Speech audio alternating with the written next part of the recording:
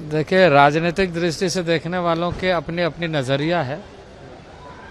इसमें मैं कुछ नहीं कहूँगा। पर देश के हित में क्या बेहतर हो सकता है, सरकार हमेशा सोचती है और कोशिश करती है कि देश के हित ऐसे फैसले जिसके माध्यम से जनता को लाभ हो, ये सुनिश्चित करती है। देखिए लंबे समय से मांग चल रही थी, जो हमारे भाई थे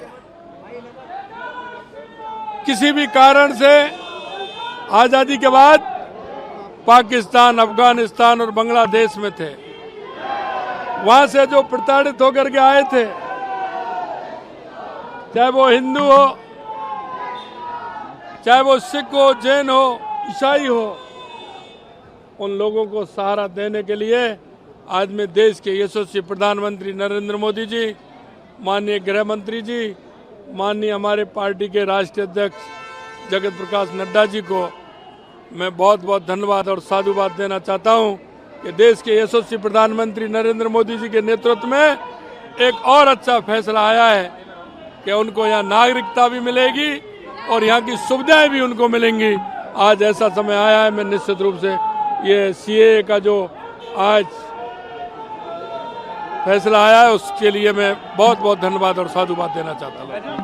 देखिए, बहुत बड़ा कदम है और इस देश में इस बात की विश्वसनीयता आज हर नागरिक के अंतर्मन में घर कर गई है कि मोदी की जो किसी भी काम करने की गारंटी मोदी हैं। जो भी संकल्प लिया था, एक एक को चुन चुन कर जिस प्रकार से माननीय प्रधानमंत्री जी के नेतृत्व में सारी चीज़ों को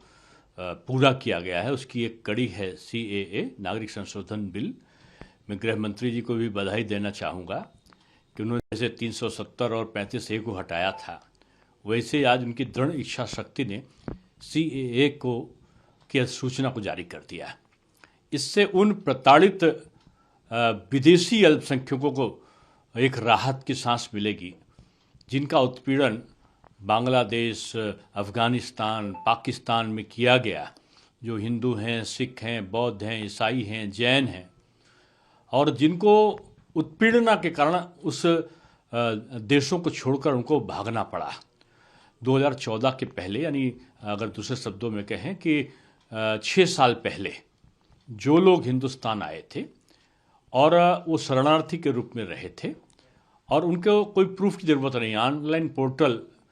तैयार है, उसमें वो आवेदन करेंगे और उसके बाद उनको पूरा परीक्षण करने के बाद उनको एक नागरिकता प्राप्त हो जाएगी भारतवर्ष की। आपको मैं बताऊं कि जैसे 370 महत्वपूर्ण था, उससे कम महत्वपूर्ण ये सीए नहीं है। आपको एक छोटी सी का उदाहरण देना चाहता हूं कि जो लोग 1946-47 में भारत विभाजन के समय देश के अन्य जगहों में गए, कश्मीर को छोड़कर, वो सभी नागरिक बन गए, लेकिन जो जम्मू कश्मीर में थे उनको कोई नागरिकता नहीं थी, उनको कोई वोटिंग राइट नहीं था। आप कल्पना कर सकते हैं। उसी तरह से पाकिस्तान की आबादी, आपको पता है कि हिंदुओं की आबादी घट गई, बुद्धिस्ट की आबादी घट गई। देश का बांग्लादेश में भी यही हालात हुए, या आसपास के पड़ोसी राज्यों में, वो किसी अफगानिस्तान है, वो सभी भागकर जो है आते हैं, वो शरण लेते हैं, भारत की तरफ देखते हैं, लेकिन भारत में आकर वो नागरिक ही नहीं बन पा रहे। 20-20 साल से, 25-25 साल से, 50-50 साल से आए हुए हैं, तो आप उनको कहीं ना कहीं नागरिकता तो दीजिएगा ना। यदि भारत में हिंदुओं के बारे में यदि आपकी सोच अलग होगी, उसमें कई एक लोग तक कहते हैं हिंदू मुस्लिम का सवाल है। भारत ही एक ऐसा देश है जो सेकुलर है, तो सेकुलर है, लेकिन पाकिस्तान जो है वो तो इस्लामिक कंट्री,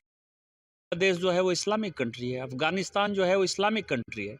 तो जिस राज्य का धर्म इस्लाम है,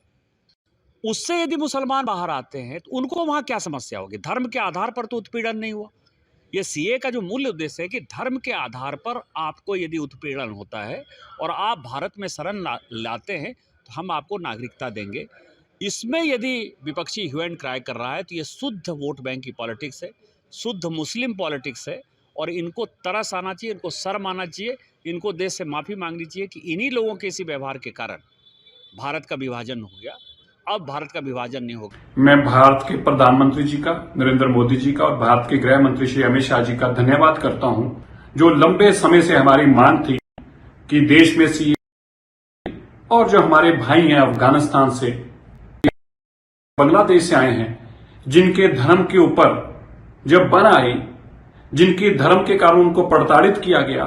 और उनको मजबूर किया गया कि अपना धर्म छोड़ो, उन्होंने देश छोड़ दिया लेकिन धर्म नहीं छोड़ा, ऐसे लोगों को भारत के अंदर नागरिकता दी जाए। भारत की सरकार ने आज ये फैसला लिया है, इसको लागू किया है, इसके लिए मैं भारत के प्रधानमंत्री जी का और गृह मंत्री जी का फिर से धन्यवाद करता हूं।